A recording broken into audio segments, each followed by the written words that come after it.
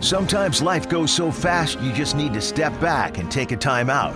If you're really lucky, you can spend that time picking the brain of Blue Jackets head coach John Tortorella. We could only find one guy brave enough to do it.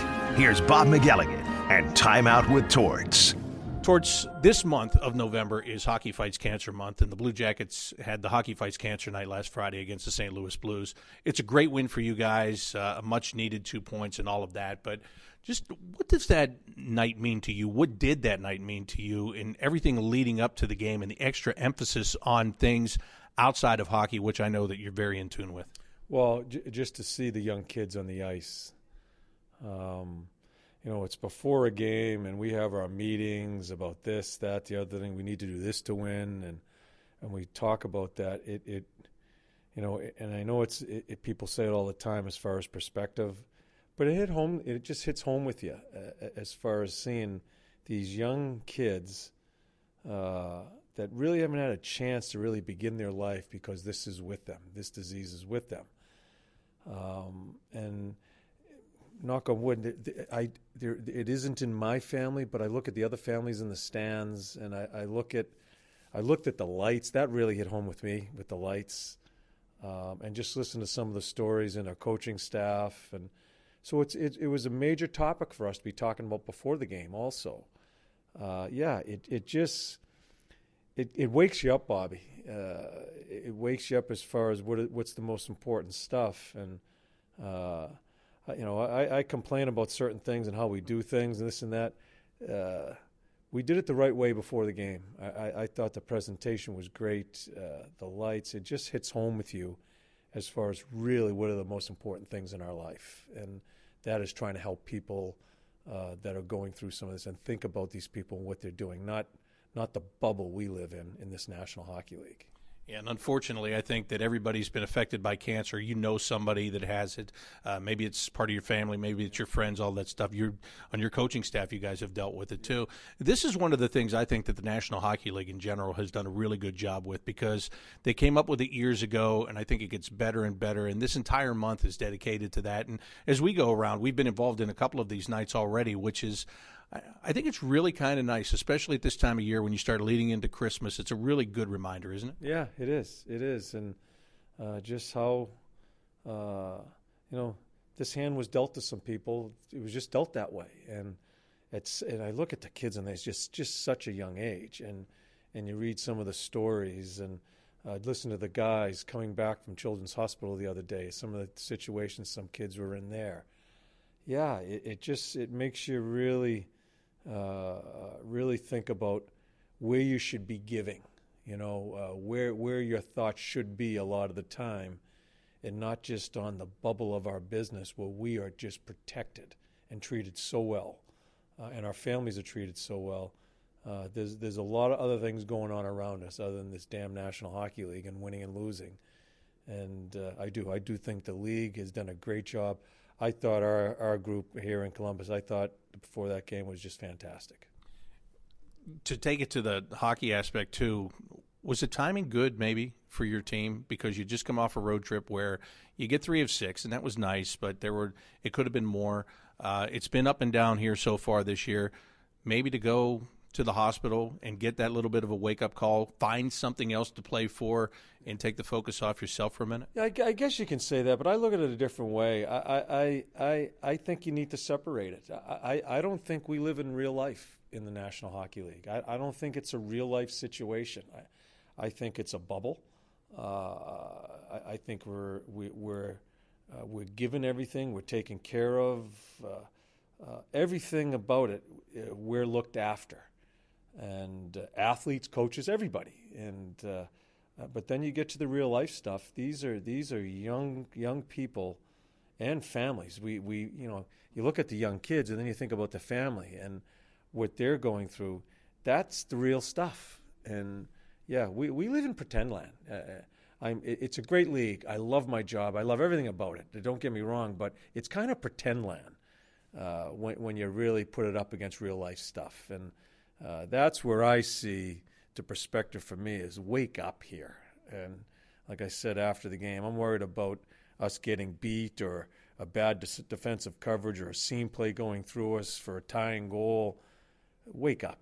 And, so, and we have a good group of people on our team that give back. I got texts from two people in the hospital, 2 patients that were, you don't know what it does for them to have that team come there and just spend some time with them. And that's a nice part about our job, Bobby, is we have a forum that opens doors for us to be able to give like that, and our players jump right in. So I'm proud of our guys that way. Well, let's talk about something special that happened on the ice in the past week. Eric Robinson picked up his first NHL goal. Here's a kid that you've liked from the moment that he showed up here. A couple of years ago, you played him in Nashville in the last game of the regular season. Last year, he was up and down. This year, he was in Cleveland. Finally gets a chance to come up and picks up that first goal in Montreal against Carey Price. That's bragging rights for all life that he scored his first goal against Carey Price, for sure. But how special still is that moment for you as a coach behind the bench, watching a guy score in this league for the first time? Yeah, I got to view that, and he was so excited. And even Gavrikov. I went down to him, Gavrikov, after he scored the goal. His eyes were bugging out of his head. And I do remember I said, great job. And he looked at me in kind of broken English and the Russian twang or whatever it is. Thank you. He was so excited. And so, it's cool. And both players are playing well. I think Robbie, since he's been here, has given us other things in the game, and his speed is just something you can't look by. And I had him in third period. I had him with Wenberg and Andy. They'll start the game tomorrow night as that line. And, so I hope it keeps going for him. I kind of, I want to talk about Gavrikov first because I talked to him after the game, and I said, did you ever think, this is a guy that coming in last year, I remember the scouting report was what we were told, good defensively. His shot, maybe not so great of a shot, but he goes backhand, top shelf in his first goal. Yeah, he shovels one in the top shelf. Our most talented people can't do that. It's maybe Sonny, but I don't think the other guys can shovel one like that in the top corner. And I just loved his innocence, I guess, when I went down to him on the bench and patted him on the shoulder. He just was so innocent to me, and a sincere thank you. And, so those are neat things that happen that we're very lucky to enjoy, I guess, those moments on the bench in those types of situations. So, and he doesn't have a great shot, but he knows when to jump in. I think he's got some pretty good offensive instincts, and so it was good to see. Yeah, he still had that innocence after the game when I talked to him because I said, could you imagine that your first one would be backhand, top shelf? And now let's think about it. Emil Bemstrom, who got his first on the road trip, this guy's supposed to be a sniper, and his first one is ugly behind the goal line. Ugly as can be. Yes. He's got 2 ugly ones. This guy's got 1, and it's beautiful. Yes, yeah. And I mean it. I'm not making a number of our top offensive people couldn't score that goal. And I'm not sure he knows what he's doing. I think he's just shoveling the puck and it goes top shelf, but it's a hell of a goal. No, there's no question about that. Your top offensive people, you're still looking for them a little bit. I think that's fair to say. I actually like the line combinations you had in the third period the other night because when you look at them, I think at first visually you go, what the hell is he doing? Yeah. Well, no. You said that, didn't you? No, the words were, that's interesting. It really is. Look. So that's basically saying, what the hell is he doing? Okay. In other words. Yeah, on the air I would have to say it's interesting. But in all seriousness, though, I understand what you're doing because you've tried everything and nothing's worked. Yeah, and I'll probably start the game that way. I kind of liked it. I didn't like, I thought Jens' first shift was good. Nasher, Cam, and Tex, their first shift was not good. They gave up a couple odd man rushes, but then they settled in. So we're just looking for something to spark something, and we did play with a lot more energy with those lines. Still didn't score as many goals. We had some chances, but we ended up finding a way to win a game. I'm just hoping that the end result and how we did it, killing off a penalty, a really good power play, savvy blocking shots all over the place, and us just scrambling all over the place, and then we score on our power play to win the game. Something like that could help. It may not help that guy, but maybe it helps 2 or 3 other guys. And we need to get out of our own way. We really do mentally, as far as relaxing and playing with some instinctive play. I'm with John Tortorella, and I think the most interesting line for me was you had Sonny and Emil playing with PL, right? Yeah. And they scored the tying goal. And Sonny makes a good offensive play in the neutral zone where maybe someone else just dumps it in. He makes a good offensive play. He starts the cycle. Bemmer, it's an ugly pass, but it's a pass he's trying to get to Luke. And that's some good talent by Luke where he gets one shot and it comes right back to him and gets it done again. They score a goal. And they had some other good shifts in the third period. Yeah. Like I said after, I didn't ever think I was going to start playing those guys together right now to get us out of this. But you're at wit's end sometimes as far as just we're trying to help. This isn't a punishment by changing lines. We're trying to help. Just see if we can spark something. I don't know where it goes. I still don't know, but it helped us there at least to tie the game up. And I thought we had a lot of zone time in the third period. And we end up winning the game. Right before Dubois scored his goal, I had said, because somebody made a pass, and it drove me crazy because I'm thinking, here's a team that's not scoring, and again, they're trying to make some fancy pass, get the perfect goal, and I just got this out of my mouth. I said, when you're struggling to score, just put the puck on net, and then he grabbed it, and he did that. How much do you hope that's a message for everybody else? Yeah. It's the best play in hockey is putting the puck on goal. It could be a goal, first of all, and it's probably the best pass if it's a rebound because defensemen are always looking for rebounds, and we're attacking, looking at the puck. So, yeah, we're talking about that ad nauseum right now as far as trying to manufacture goals by throwing pucks into the blue. And maybe you score a garbage goal or a rebound goal where it hits you or something like that. For a scorer, you know as well as I do, if it goes off you, it goes in it, doesn't matter. It's a goal. It's in your stat, and I think it relaxes those offensive people. And I'll be honest with you, I'm watching that power play in overtime, and I'm watching Seth Jones and Zach Werenski trade the puck back and forth, and I'm thinking, are you going to try anything else? Or is there any creativity going to come out of this? And all of a sudden, Zach scores and the game is over. How big can just getting that goal be? Yeah. I think Z's been one of the players that has kind of grown offensively here the past few games, scores another goal. But that helps our 4-on-3. There was we had a chance to talk about certain plays to make there. I thought Cam did a much better job in that. It may be subtle things that they did that people don't see, but we end up finding a way to score a goal. And coming off of a huge kill where that one, and Borky doesn't mean it. It's an offensive zone tripping call. He doesn't mean it, but it just – I said, man, we're not even going to have a chance to win this game now because that's a really good power play that St. Louis has. We scrambled and Savvy blocked a couple, and so just the circumstance and how we won it helps also. And Wenberg had a great screen on that, by the way, right? Right to the front of the net, jumping and taking the eyes away. If you take away the eyes of the goalie, there's a good chance you score. He's one of our best guys as far as screening the goalie. You wouldn't think that out of him. He's probably one of our better guys in timing, getting in front of the net, but also being in the area to make a play. He can make good plays down low too. That's why we have him there. It was a really good timing play by him. You talk about Werenski, and he's stepping it up offensively. Last year, you really concentrated early in the year on his defense, and he struggled, and he looked like a lost puppy at times. When you look at it this year, where he is and what he's doing, how much did that process last year help him? Oh, for both of us, as I've said for the past couple of years with his injury, with his shoulder injury and all that, where I was trying to push him, and he really didn't say much about his injury. Just trying to find the right language to use with him in our teaching. I think we've gotten to know one another better, or through it. We've had a number of one-on-one meetings through the past couple of years about his overall play. I think he's maturing. I think he's going to become a leader in this team. It's not going to be. He's a very quiet kid, but he's going to get better and better. And he has shown me. And what I asked him was just show me a two-way street as far as defending harder. He has defended harder, and I think it's helped his offensive game. I want to ask you because I did a podcast taking fan questions, and somebody asked if the organization has any kind of a sports psychologist, and my answer was, well, they got Torts. I mean, he's the mental guy. Yeah. But that being said, almost like a parent, you can tell your kid something a million times, and then somebody else tells them the same thing, and they do it.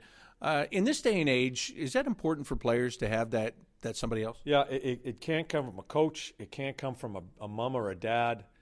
I think a sports psychologist shouldn't be, for me anyway, you don't want the clinical. I don't want the clinical thoughts brought to the players, and because I think you need to talk their language a little bit. I think that's very important when players are going to open up to a person. They have to trust a person that they're on their plane, if I can put it that way. And I think that's very important. We do have someone, and for me, it's usually they're not talking about hockey stuff. They're talking about personal stuff that maybe gets rid of the inhibitors in front of them, to be able to voice and maybe get some thoughts back and say, that helps me. Then it clears their head. That's the most important part. Without it being clinical, I hope I can say it that way. I'm not trying to discourage clinical psychologists and all this, but I think for athletes, I think they need to be feeling comfortable in the setting and what's being talked about and how it is being talked about. I think that's very important. Do you ever think that maybe when you're done coaching, you could just go into that field, you can be a mental Not guy? a chance. I am out of my mind as it is. I'm going to need someone. I do need someone. Yeah. But joking aside, I love that part of it. And I've said it to you many times in our conversations. I think the mind with athletes and all the things that are in there and how you can get it to get them clear-headed and play, it's amazing what you're trying to do. And no one has the answer. No one, and if they say they do, they're lying. It's the mind. You don't know what's going on there. So I think it's the most interesting part of coaching. If you did have the answer, you could really make a lot of money. Yeah, but it wouldn't be as fun. It wouldn't be as fun because that's the fun part of coaching is trying to get to that guy, trying to figure out how to get to him, what avenue you need to take, and that's mental. And it's the most interesting part to me. Talking with John Tortorella, you're getting ready to take on Montreal. I was thinking this when we played in Montreal last week. We've had conversations about Carey Price before, not just the fact that he stops it. And I know they're playing back-to-back, so maybe he doesn't even play in this game. But let's go from this standpoint. I remember in the past you told me you got to get the puck away from him. You have to dump it into the corner. You can't put it on him because he will make plays. And I saw him do it a couple of times in Montreal. He's really sneaky when it comes to that, right? I mean, like Mike Smith, when you give it to Mike Smith, he's either going to A, try to start a breakout pass, or B, score a goal, right? Carey Price is more sneaky about it, but very effective. Yeah, Smitty, I had Smitty sometime. I asked him, I said, do you want to play defense or you want to play goal? Because that's the way he goes about it. What was the answer? Well, he didn't say goalie right away, I'll tell you right now. And he's a great man. Smitty's a good man, but I'd have to ask him. I said, are you going to be out of your net all night long, or are you going to make a save or two instead of trying to move the puck? And with Carey Price, he's one of the best goalies in the league as far as just there's no extra movement. He is just so solid in his positioning. And then he is very sharp as far as when to move the puck, who to move the puck to. And he's not talked about a lot because he's such a good goalie as far as making the saves, his save percentage, and all that comes with it. Yeah, so him and Pekka Rinne, I think, are two of the best because Rennie's a very good goalie and one of the best at moving the puck. He's a little bit more flamboyant than Carey, but they're extra defensemen. It is such a it's such a positive for getting out of the end zone. We have one here in Elvis. I was going to ask you about that. He is really good at it, and he's just got to get himself settled in. He's very confident coming out, and he's helped us tremendously in the games that he's played. He's helped us tremendously with that aspect of it already. Yeah, and that's why I wanted to ask you, because Korpisalo is more the stay-at-home guy, go behind the net, hand it off. Bobrovsky was like that. They didn't play it a lot. But, yeah, you can see it in Elvis. Now, of course, he's got the other things in between the pipes that he's got to work on. But if he can get to where he wants to be there, that's a really valuable potential weapon. Yeah, and he's improving. Every game, he's improving as far as his overall play. And to me, we talked about the psychologist and the mental part. To me, it's just mentally – I think he wanted to be perfect when he came here. He's highly touted. I think he wanted to show everybody he's perfect. It's a game of mistakes for everybody. Coaches, players, goalies, forwards, D, whatever it is. He just needed to stop thinking so much and wrapping himself mentally in a ball here because he just didn't want to make any mistakes. I think his confidence is really growing, and you can see it coming game by game here, how well he's playing. There was a game, I don't know if it was the last time he played, there was a shot that came in, and it came off the boards, and he hesitated before going after it, and then he came flying out, and my son plays the same way. He's nuts, actually, because they have bad defense, and he tries to break everything out. But I'm watching him, and he jumped late, and I was like, oh, that might be a little bit too late. But I realized the puck was outside the trapezoid, so he couldn't play it until it came back across the goal line. So after I watched him play it and not hand it right off to somebody, which could have happened, it was tight, And I thought, it's a great play. I mean, because he's got to wait for that. Yeah. It's in today's game with that trapezoid. It's hard sometimes to know when to come out and when not to, and it's such a huge factor in getting out of your end zone if you have a guy that can move a puck. All right, there's one more thing I've got to ask you. I'm letting you go right after this. Our Vice President of Communications, Todd Chirac, said to me, "You've got to ask Torts about his new football that he has." Yes. What's his football story? My caddy Booch out in it was Yarmo's fundraiser, and Booch, who's a friend of everybody here in the organization, he was my caddy. Great guy. We had his kids come down, Rocco, and I forget his other son's name. My mother's maiden name is Rita Camella Bucci. His name is Bucci, his last name. And so imagine you remembered Rocco. Rocco Bucci. How good a name is that? That's awesome. Yes. So I'm a big football fan. We got talking football out there. I suck at golf, so I just talked with him a little bit about other sports. Does that mean you have to tip your caddy even more? Yeah, I do, because he's chasing the damn thing. But he was just so easy to talk to, and we kind of became friends over 5 hours of playing golf. Brought his kids in here, so he did me a favor of, he knows I'm a New York Football Giants fan. He had a nice football made for me with the Giants logo and my last name on it. It's right on top of my I have a little thing above my desk. It's right there. Rock's a big Dallas fan, and so it was really nice of him. And so that's kind of it. And it's funny how you make your friends and you have relationships. This was just we just hit it off out there as far as playing golf, and he was caddying for the foursome I was playing with. And that was fresh from the Wilson Football Factory, right? Yes, fresh from it. It was so nice of him to go out there and have it done, and my last name's on it, and so that thing's sitting pretty on my desk. So your caddy actually tipped you when it was all said and done. My caddy stepped up big time, and so I don't even want to call it. He's my friend. He's not my caddy, and I got to know his family a little bit when they came down, the kids. So it was really good. He'd probably rather be your friend than your caddy, too. So anyway, Torts, thank you so much. I appreciate it. All right, Bobby. Head coach John Tortorella, this has been Timeout with Torts. I'm Bob McElligott.